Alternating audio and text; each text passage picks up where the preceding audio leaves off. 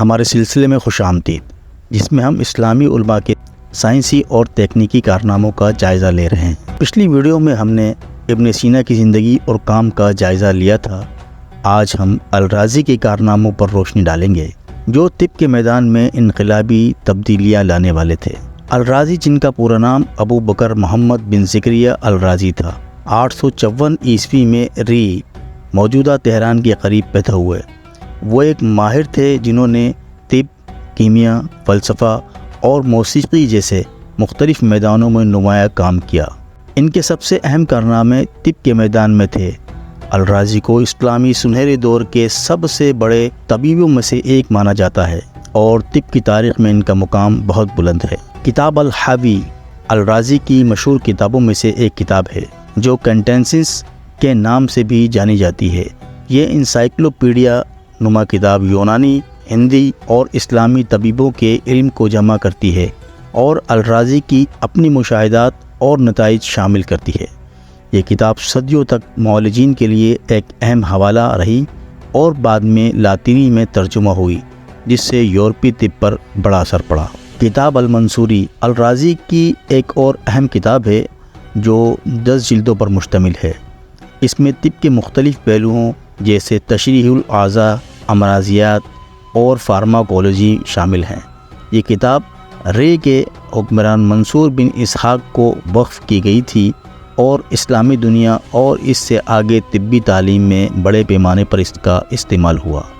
سلفورک acid اور الکحل کی دریافت الرازی نے کیمیا کے میدان میں اہم دریافتیں کی، جن کا اطلاق طب میں بھی ہوا۔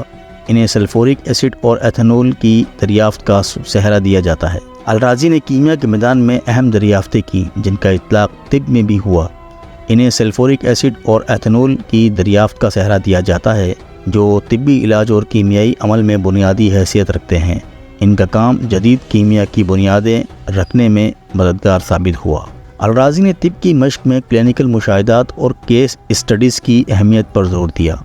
انہوں نے اپنے مریضوں کی علامات، علاج اور نتائج کو تفصیل سے دستاویزی شکل دی، جس سے تشخیص اور علاج کی درستگی میں بہتری آئی۔ الرازی کی ایک نمایاں کامیابی چھوٹے چیچک اور خسرہ کے درمیان تمیز تھی۔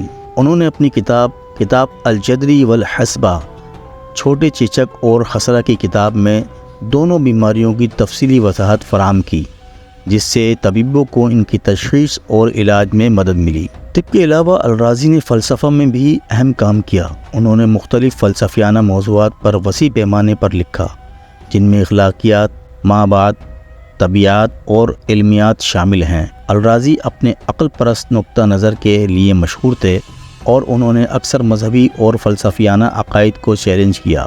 علم کے جستجو میں عقل اور تجرباتی ثبوت کے استعمال کی وکالت کی۔ الرازی کے کام لاطینی میں ترجمہ ہوئے اور قرون وسطی اور نشاۃ ثانیہ کے دوران یورپی طبی اسکولوں میں مرکزی نصوص بن گئے۔ ان کے طریقے اور نتائج نے طبی عمل کے مختلف پہلوؤں پر اثر ڈالا اور جدید طبی سائنس کی ترقی میں اہم کردار ادا کیا۔ الرازی اپنے مریضوں کے لیے رحمدلی اور وقف کے لیے مشہور تھے۔ وہ مکمل شخص کے علاج پر یقین رکھتے تھے، نہ کہ صرف بیماری کی، اور طبیب اور مریض کے درمیان اچھے تعلقات کی اہمیت پر زور دیتے تھے۔ ان کا انسانیت پسند نقطہ نظر آئندہ نسلوں کی طبیبوں کے لیے مقرر کر گیا۔ الرازی کی طبی اور سائنسی کارنامے گہرے اور دور رس تھے۔ ان کی طبی سائنس، کیمیا اور فلسفہ میں پیش قدمی نے ایک دیرپا وراثت چھوڑی ہے، جو آج بھی علماء اور معالجین کو متاثر اور متحرک کرتی ہے۔ اگلی ویڈیو میں ہم ابن الہیثم کی زندگی اور کارناموں کا جائزہ لیں گے، جو جدید آپٹکس کے بانی مانے جاتے ہیں۔ اسلامی علماء کی سائنس اور تکنیکی کارناموں کے بارے میں مزید جاننے کے لیے ہمارے ساتھ رہیں۔ ہماری ویڈیوز کو لائک، شیئر اور سبسکرائب کرنا نہ بھولیں، تاکہ آپ مزید دلچسپ معلومات حاصل کر سکیں۔ شکریہ۔